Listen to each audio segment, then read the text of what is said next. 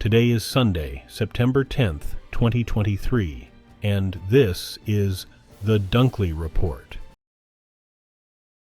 A rare, powerful earthquake has struck Morocco, sending people racing from their beds into the darkened streets and toppling buildings in mountainous villages and ancient cities not built to withstand such force. More than 2,000 people were killed. The toll is expected to rise as rescuers struggle to get through boulder-strewn roads to remote areas hit hardest. State television showed people clustered in the streets of Marrakesh late at night, afraid to go back inside buildings that might still be unstable. Morocco's Interior Ministry said late Saturday that at least 2,012 people died in the quake, mostly in Marrakesh, and 5 provinces near the epicenter. At least 2,059 more people were injured, 1,404 critically.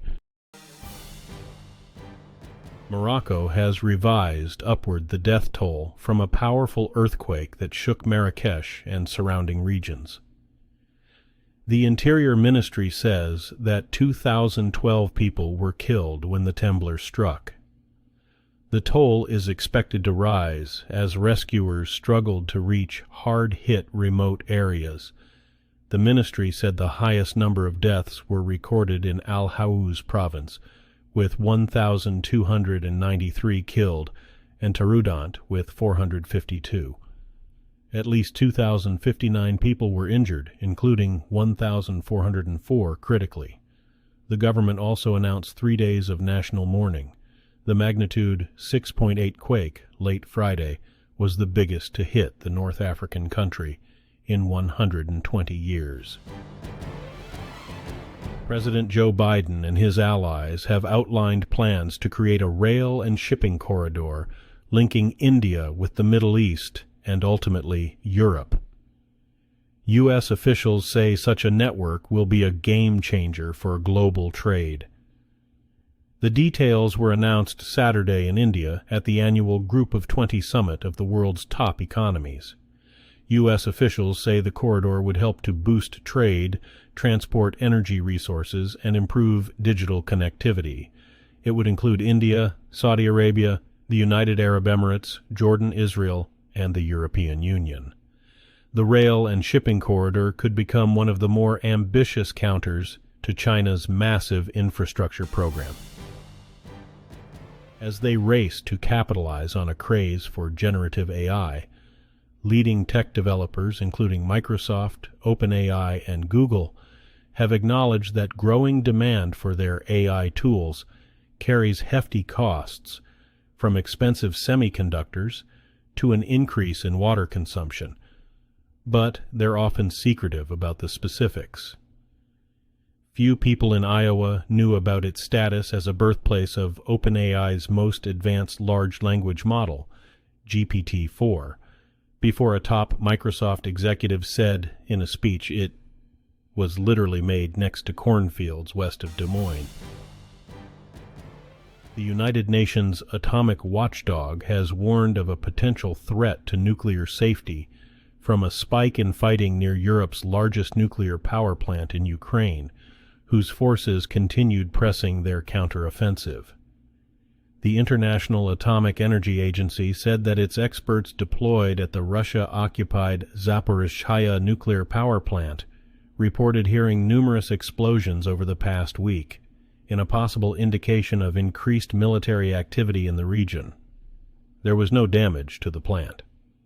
IAEA Director General Rafael Mariano Grossi warned in a statement issued late Friday that he was deeply concerned about the possible dangers facing the plant.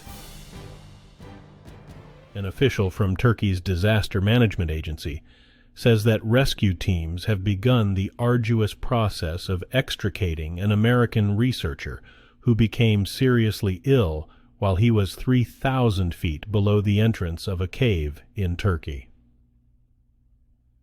It could take days to bring Mark Dickey to the surface. Rescuers anticipate he will have to stop and rest frequently at camps set up along the way as they pull his stretcher through the narrow passages. Turkey's Disaster and Emergency Management Directorate tells. The Associated Press. This afternoon, the operation to move him from his camp at 1040 meters to the camp at 700 meters began. The motivations of a shooter who recently targeted and killed black people in Jacksonville, Florida, have revived concerns about the threat of hate violence and domestic terrorism. Experts say most hate crime victims in the U.S. are black. That has been the case every year since hate crime tracking began. Families in Jacksonville on Friday began eulogizing loved ones fatally shot at a neighborhood Dollar General store 2 weeks ago. Anti-hate advocates nationwide also are calling for better measures to counter the long-standing epidemic of hate violence against black Americans. 2 decades ago, the U.S. government created what's described as the largest commitment by any nation in history to combat a single disease, AIDS. Today, a few Republican lawmakers in Congress are threatening the stability of that program, which is known as PEPFAR. Officials say the program has saved 25 million lives around the world, but it's under threat because of allegations that PEPFAR partners might have links to abortion services. Program supporters say that under existing U.S. law, PEPFAR partners are already prohibited from using the funding for abortion services. In some countries, a generation has grown up without fearing an HIV diagnosis is a likely death sentence. That's thanks to the steady supply of HIV drugs. Updated COVID-19 shots are coming soon, part of a trio of fall vaccines that doctors hope will help avoid another triple-demic. The new COVID-19 shots will be released in time to pair with the yearly flu shot, and the first vaccines to guard against another scary virus, RSV, are rolling out for older adults and pregnant women. Those 3 viruses together overwhelmed hospitals last fall and winter. Pfizer, Moderna, and Novavax have tweaked their COVID-19 vaccines to better match the evolving coronavirus and are awaiting Food and Drug Administration clearance. Virginia hoped its first home football game in 10 months would prove a high point of a long, emotional journey that started in a horrific way. Tributes and dedications for 3 players killed in a shooting last November began Friday afternoon with a tree planting and the placement of a plaque to honor the 3, as well as another player and a female student who were wounded. The victims were remembered in an on-field ceremony before the noon kickoff against James Madison on Saturday. Then they came up just short as the Dukes went ahead on a touchdown pass with 55 seconds led in a 36-35 victory. Today's news was reported by the Associated Press. This has been the World News for Sunday, September 10th, 2023. Thanks again for joining us at The Dunkley Report.